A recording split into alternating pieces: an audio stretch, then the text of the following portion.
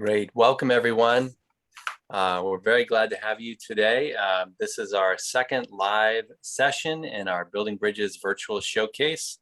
My name is Jacob Carter, and I'm based out of the Partnership for Worker Education here at UMass Amherst. And I just want to thank everyone for joining today. As you may have seen, this session is being recorded and also live on Facebook. We've also placed everyone on mute and with no video, just to minimize distractions for now. And we welcome your comments and questions in the chat as we go along. So for today's session, we are really thrilled to have Jeff Dalzell, who's going to talk to us about his paintings and process.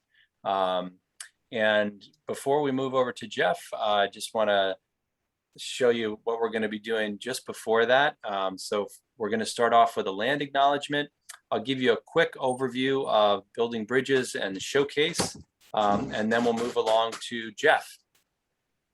So to start with our land acknowledgement, we are beginning this event by acknowledging that UMass stands on Nonotuck land, and we'd also like to acknowledge neighboring Indigenous nations, Nipmuc and Wampanoag to the east, Mohegan and Pequot to the south, the Mohican to the west, and Abenaki to the north.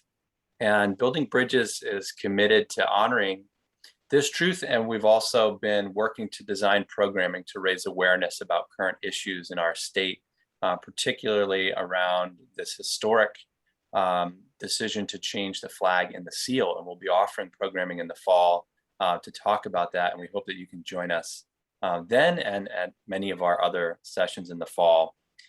And for those of you who don't know about Building Bridges, this is a public art and engagement initiative here at UMass. And basically what we do is try to bring people together using the power of creative expression to build bridges across difference. And we have 4 major projects that we work on. The first is our Immigrant Voices project, and we will be sharing work next week from the Our Immigrant Voices project, showcasing worker artists at UMass. Many of the artists who are in that project are featured in our digital galleries right now. We also have the Building Bridges cards and art installations. And then we have another project called Worker Rights is Human Rights. It's a partnership with the Labor Center here at UMass. And we have a variety of different formats that we use to engage people. We do this through courses, primarily for workers, but sometimes courses for workers and students. We have exhibitions, we have special events, we have different installations and buildings around campus. We have film events and lunches and trainings. So a lot of different ways to get involved. And basically, when we're creating these spaces to bring people together, we want to generate a context for dialogue and reflection. And we want to bring people together who are typically not in the same room, because we know that there are sharp divisions across campus in terms of power dynamics, class lines, who works where, what shift, what's going on.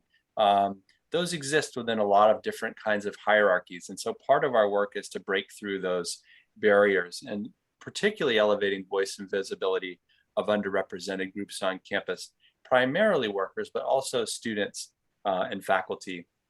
And this initiative is led by, we have a phenomenal working group that's made up of staff, students, and faculty. Anyone's invited to join, and we hope that you'll consider joining sometime soon. You can always reach out to me to get involved. And just to give you a quick idea of what we offered in the spring, we had courses, the Our Immigrant Voices course, showcasing worker artist course. We had a course called We Are for Freedoms. It was a partnership with UMass Museum of Contemporary Art. Also one on Ralph Fazzanella. This is part of our Worker Rights is Human Rights course. And that was accompanied by a film event called Lest We Forget, about his work on the Lawrence, Massachusetts strike, 1912. We also partnered with the Fine Arts Center to have a special featured guest, Miwa Matreyek.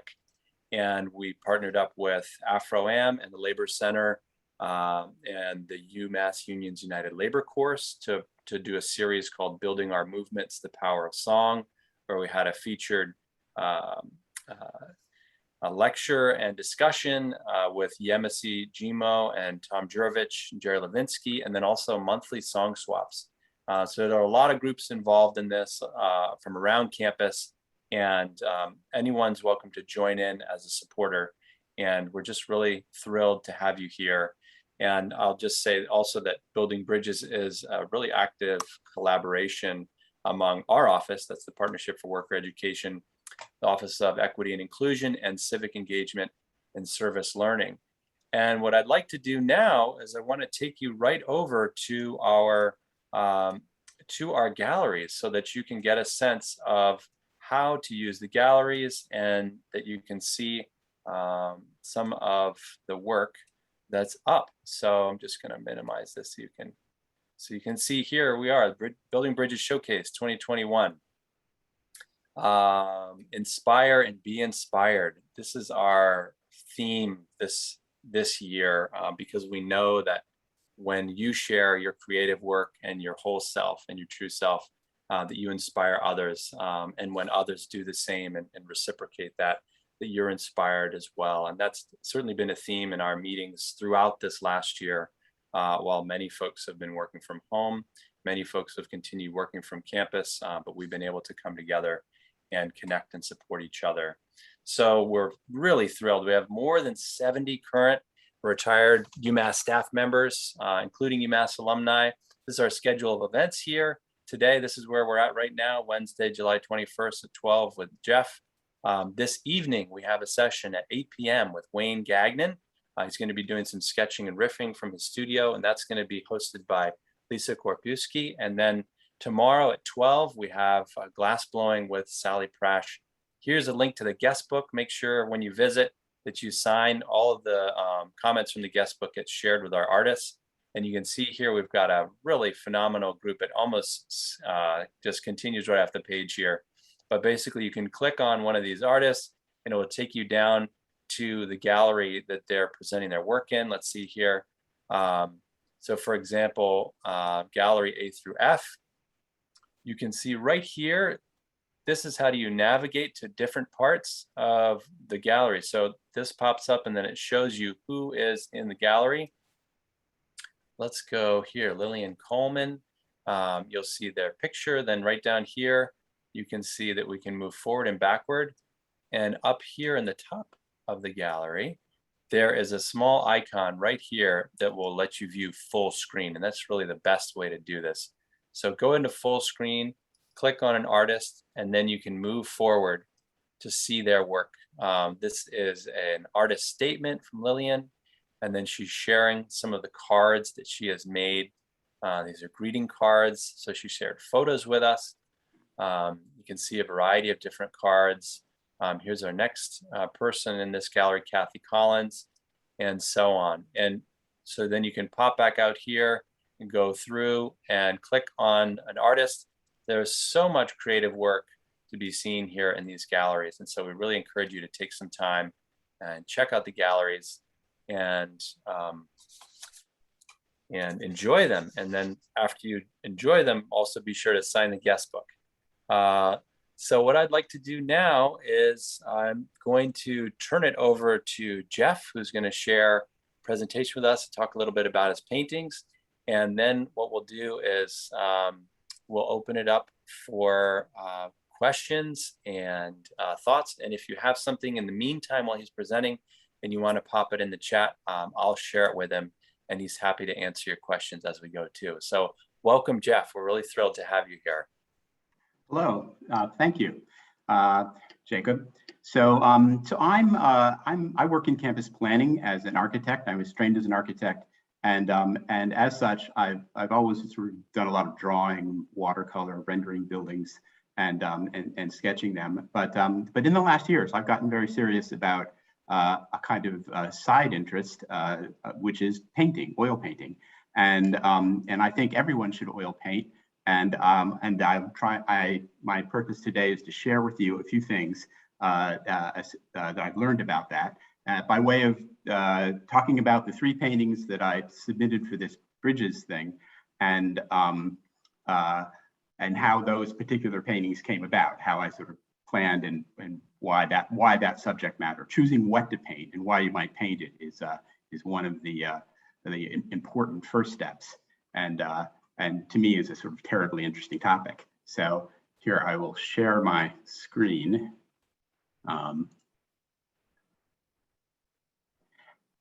And so if you're seeing this, one of the patron saints of people who is Winston Churchill, for people who sort of paint as a pastime. He wrote a book called Painting as Pastime. He stumbled across painting sort of late in the First World War when he was experiencing something of a breakdown. He was out of power, out of government, things weren't going well. And a friend gave him a paint box, and he considered it, and then took on the challenge and began painting. And he painted for the rest of his life. And his little book, Painting as a Pastime, has become sort of famous, and famously Laura Bush, after President Bush stepped down from office, gave him the book, and that's we probably have Winston Churchill to thank for why George W. Bush is himself a pastime painter today. One of the things that Churchill said about painting is it's completely absorbing. The reason it worked for him as a sort of restorative activity was that it was so hard to paint. It's sticky, there are different colors, it's hard to blend them, then it has to dry. It's a brush, when you take it to use it, can feel like a mop. And it's a very difficult activity, so it becomes completely absorbing. So it became a part of his routine, as it is for me or for other people. It works as kind of a recharging your batteries time. And he was able to recharge his batteries well enough over the course of his lifetime that he was able to, of course, help lead the defeat of fascism in Europe, and write well enough to support himself and his family, to build this studio that he was later photographed in, and to win the Nobel Prize for Literature. So useful. This is a little painting by Winston Churchill, and it's generally, his paintings, I don't think they're that good, frankly. As I say, painting had this other purpose for him, but this is a charming little one that I do like, and it shows that house, Chartwell, which was his home and where he painted. He built a studio out back to paint in, and that's probably this thing here. And he also built ponds that he could paint. And one thing I wanted to say about this painting is it also happens to exemplify something I sort of learned about painting, which is people like water and trees in painting. So include them if you can. If you like, other people will like them. And then paintings are read left to right usually. The way in Western culture we read this for books. It becomes a habit of just the way we read things. So a painting should sort of welcome you in the way this water feature does, welcomes in the eye, and sort of brings it across brings you across the painting and into the distance. That's a classic painting technique, tried and true. But it really does work well. It especially works well if you combine it with the second piece of that strategy, which is over on the right side of the painting. Put something that will stop people from wandering, the eye from wandering, and will send you back into the painting. Put up a kind of a stop sign, an object. And Churchill has done this exactly in this painting. And it's, I think, one of the reasons why it's one of his more charming. This is another sort of person who came to painting as a side to a very successful career. And another Nobel Prize winner in literature is Bob Dylan, who discovered he too doodled and drew in the early 60s when he had this tremendously productive time in his career, changing the face of folk music and rock music forever. He had something of a breakdown in 1966 and had to sort of retire. He stopped performing publicly for 8 years, and he retreated with his family to a house in rural Woodstock, New York, and began to sort of rebuild his creative persona. One of the things he did was to pick up painting. There was a painter sort of down the road from where he lived, and he asked if he could come to a studio and watch him and in a corner paint on his own. And so this Woodstock artist said, "Oh, sure, okay." He hadn't heard of Bob Dylan, and so Bob did Bob Dylan did this, and he went there every day and painted. And the artist sort of looked at the work and said, well, what exactly are you trying to do? Because the results weren't very good. And Bob Dylan and the artist said, bring me in something, show me something that is the kind of thing you want to paint.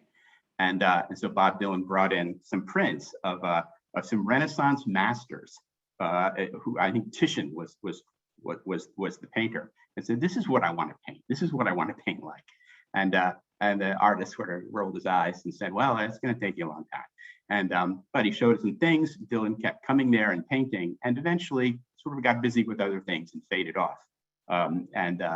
But he did in 1971 record a song that's wonderful about painting called "When I Paint My Masterpiece." And if you know it, or if you don't, maybe listen to it.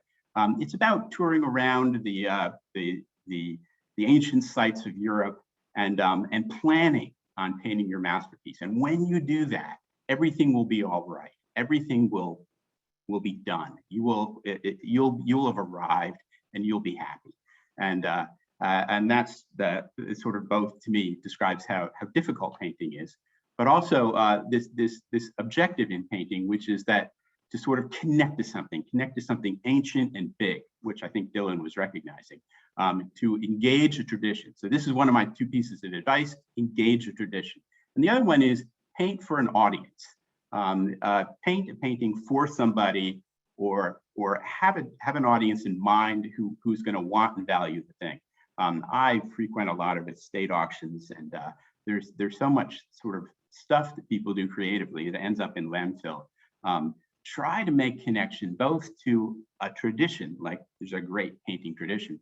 This sculpture is not, of course, Bob Dylan. It's some now not remembered painter in a Paris cemetery, but there are people who have been there before, who have tried to do these things, tried to become masters at this, and you can learn and enjoy so much by getting into conversation with them.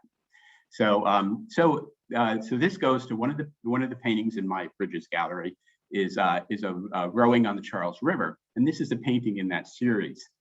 This is the Charles River. So remember, you put water and trees in painting. It's a happy thing. And this is appropriate for our discussion today because it's actually got a bridge in it. So we're building bridges. And this is Charles River. And I painted it for my son-in-law as a wedding present because he was a competitive rower, and my stepdaughter, who's married, is a competitive rower. And they come back to Boston to row in the head of the Charles, which is it's a fun painting topic. But I wasn't satisfied with that other one. So because I wanted to do more with these trees and the water and this. So I sort of tried one from down at eye level. This is my son-in-law here floating along in his alumni boat, and it's okay, but it wasn't entirely satisfying to me. Partly it breaks the rule of stopping the eye from wandering off the campus on the canvas. The boat is actually leaving the canvas, and that's not a very satisfying composition. And it isn't in a sort of recognizable style. It's hard to tell for me when I look back, this was like 5 years ago or so, sort of what conversation I was in with what tradition. And I was missing that tradition in that conversation. Incidentally, Winston Churchill didn't paint in any tradition, wasn't in conversation with older painters. And it's why a lot of his paintings, I think, these days are sort of, we see as mediocre, except they were painted by Winston Churchill. So my way out of this bind was getting interested in a modern painter from the early 20th century, a German painter who I knew as an architect because he taught at the Bauhaus, the famous modern school in Germany, and he experimented with color a lot, as they were at the Bauhaus, and abstraction. He was abstracting things into sort of simple mosaic shapes and combining them. But and a lot of modern artists did this, and art for some people that kind of art became more and more difficult to understand and appreciate.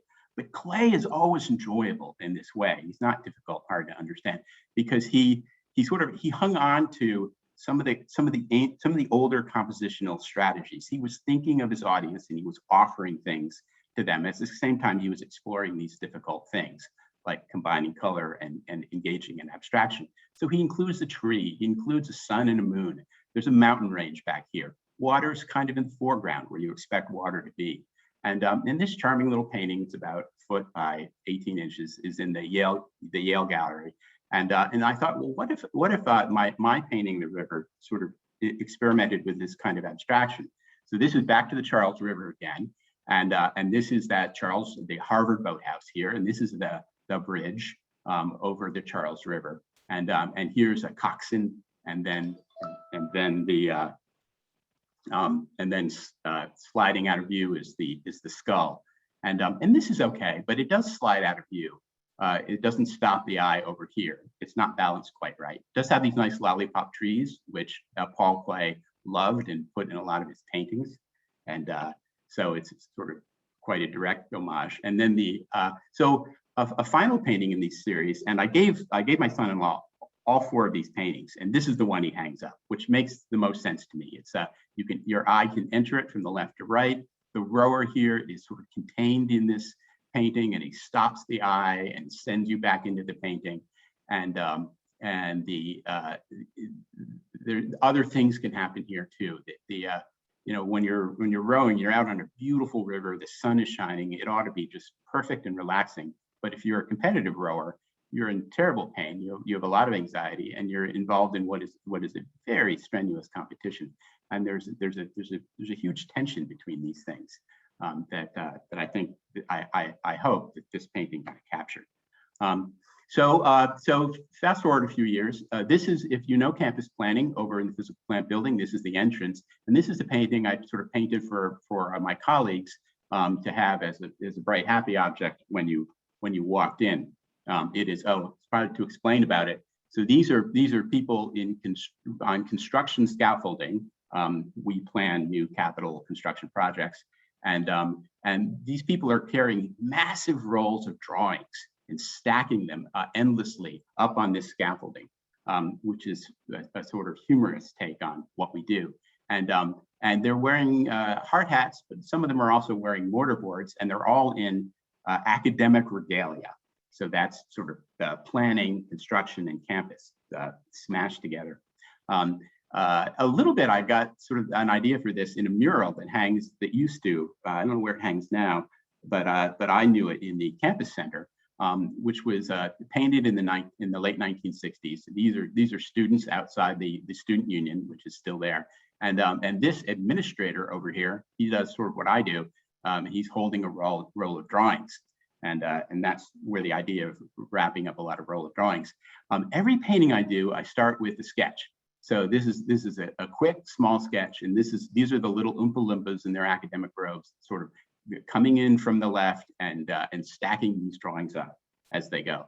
And this is the finished painting. This is a colleague of mine, Doug Marshall, and he is actually figured in this painting in that way. So it's all fun. In fact, it was so fun that when another colleague, Pam Rooney, retired during COVID, the COVID summer, I decided to paint another piece of scaffolding, just extend the scaffolding. Scaffolding's infinitely expandable. But Pam had a sort of a training and tradition in landscape architecture. So, and remember, trees are fun in paintings. And so I had her helping to lift the root ball of a new tree sort of up with other people.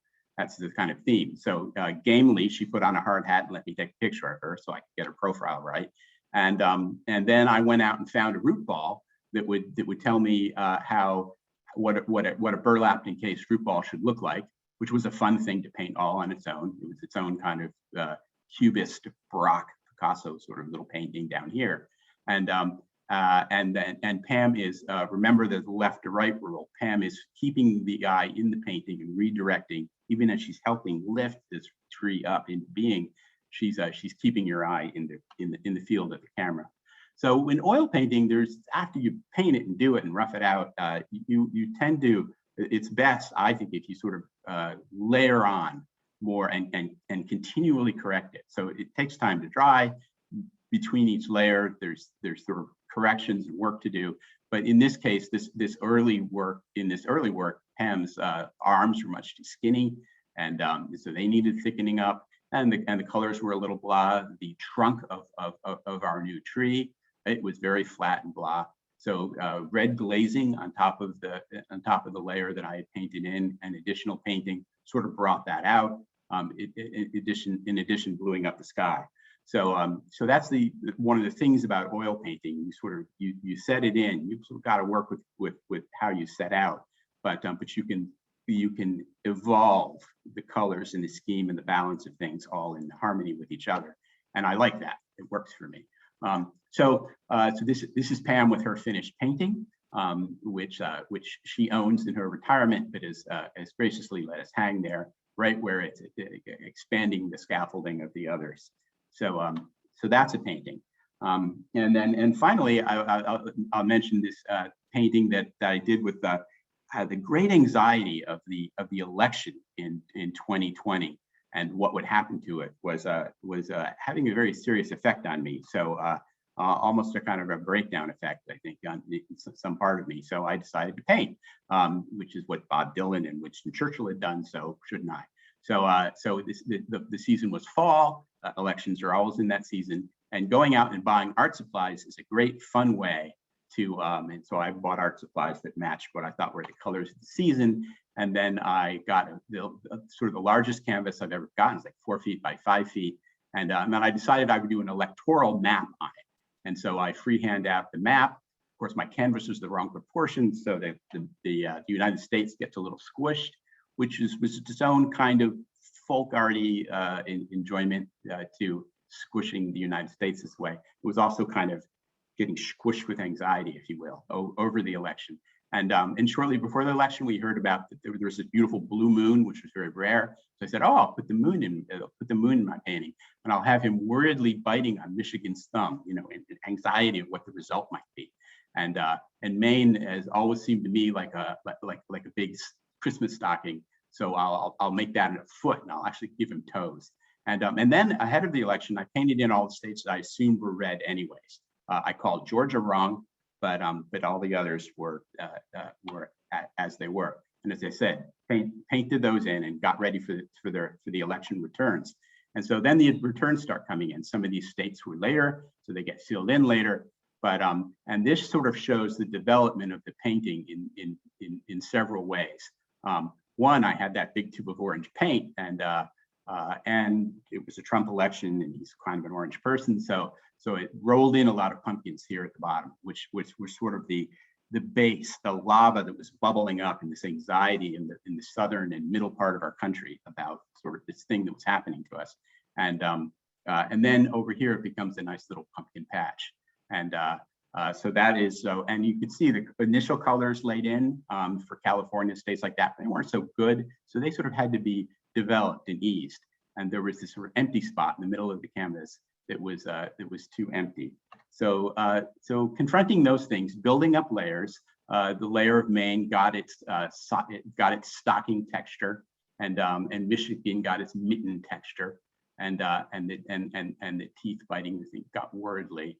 And then all these states, when I sort of freehanded in their quirky way, sort of came out rather nicely, I think.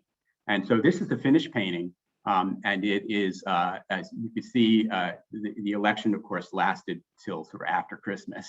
So there's a Christmas tree here with lights being strung on it, sort of in an unfinished way. And that is the thing that stops the eye from leaving the canvas and directs you back into it a little bit. And remember, put trees in paintings. And then there are all these pumpkins, and down here where Hawaii was, the pumpkin is actually spitting out its pumpkin guts. And in that empty spot that I was worried about, I put a little house divided against itself, or a temple divided against itself, a half-built temple of democracy. And that is my election anxiety painting. So then the little Paul Klee painting had been a screensaver of mine for a long time. And when I was done with the election painting, I was looking one day at the screensaver of my Paul Klee painting. I said, wait a minute, I've copied so much of this painting in this composition. It's even got the moon. It's got the color scheme. It's got the sort of the tiling of the United States was the tiling of Paul Klee's abstracted mountains and scenery. And so that's the other thing about painting. It just when you seek to sort of establish or reach out and connect with traditions and things around you and people who you want to paint for. These things, without your knowing it, will sort of all come together and gel, hopefully. So that's my painting story. Thank you. Wow, thank you so much, Jeff. That was fascinating, and there were lots of comments rolling in as you were, particularly in this last section, saying it's amazing, brilliant, love the process, very cool. Somewhat Mark Dunn writes, I pray that you imagine Pam wearing the appropriate shoes when she lifted the root ball. Nick Chavez commenting on this, how wonderful it is to include coworkers in your imaginative pieces. Joe comments, it looks just like Pam, so real spitting image. And folks that are sharing in the audience too, you're welcome to put in questions for Jeff in addition to comments. But I just want to say I really appreciate how you started off with kind of a broad stroke, so to speak, in terms of painting as pastime, provided some examples, and then showed how you integrated those ideas into your first the Charles River rowing pieces, and then moving on to the works at UMass and extending that scaffolding. This is a really neat idea to also think about a painting as something that can then have an appendage that can actually continue on the initial painting. And then also just to see the electoral map and the process that you use to put that together piece by piece, and that it was ongoing too, right? You mentioned that was happening over a series of months, so it sounded like it kept evolving as the election kept evolving. And then lastly, just to say that this, the idea of breakdowns or kind of pivotal moments or hard times as an opportunity to engage that creative practice and as an outlet. And I know that a lot of folks experienced that this last year, and and generally experience that day to day. There you go. And we have a question here from Mark Dunn. Did you take history of painting classes or self-teach yourself via your own choice of readings? I've lifelong interest in museums and going to museums and reading about painting is really fun even if you've just done a little painting, because again, it's so difficult to me that people who are good enough at it to become written about are something heroic. And so I do love, which is kind of funny because it's not the activity of painting, but I like the activity of reading about people who paint. So, yeah. Neat. And I have a question too. You mentioned in your artist statement about drawing on a lot of different inspirations, dreams, what you find in dumpsters. It sounds like you're pulling inspiration from a lot of different places. And so I was curious to hear about, what you're pulling inspiration from these days currently. Well, I've sort of decided that I should paint this idea of painting for an audience. I thought, well, the real test, I've given a lot of family members paintings and things, so you can't do that forever. So I'm thinking of painting and selling paintings, and so or at least not to get rich on it, but to think about a market out there and I'm an amateur painter, so that's a problem. Except I've decided to paint a series of nostalgic pictures of the town I grew up in, which has a college campus in it. It's actually Williamstown over at Williams College. And there's a built-in market of people who love that college and that town, who could forgive my poor painting, I think, with an opportunity to have a painting of something on that campus. And so, my current inspiration, it's nostalgic and it's place-based, and I want to try and have a crack at painting the place. And I've kind of begun that a little bit. painting the buildings on that campus. One back there. So, and then the idea is that, oh, these will have an audience of people who would actually want them, maybe, and they're pay for them. So, so it at least would, buy the frame or the paint. It wouldn't buy much more. So Neat. And we had another comment come in from Donovan Noss. I loved hearing your story of how the paintings evolved, but so many nuances that it would not have thought of. They just looked at the painting by myself, and I agree with Donna. And it's wonderful to hear about the evolution of the paintings that you're sharing in the showcase. And I just want to thank you again for sharing today and doing this live session with us. Thank you. It was fun to sit down and think about it in a way that, oh, I have to explain this, and so sharing is wonderful. So thank you. Absolutely, and thanks so much to everyone for tuning in today, and thanks also to Lisa Korpiewski, who's behind the scenes as our co-host. And you can join us again this evening at 8 p.m. We have another live session with Wayne Gagnon, and Lisa is going to be hosting that. Actually, Wayne's going to be doing some sketching and some riffing from his studio. Please make sure to also check out our galleries on the website. Again, there are more than 70 artists and makers that are showing their work, and be sure to drop a comment in the guest book as well. And we look forward to seeing you later this evening. And then also a reminder, tomorrow at noon, we'll have another session. So thanks again, everyone, and have a great afternoon.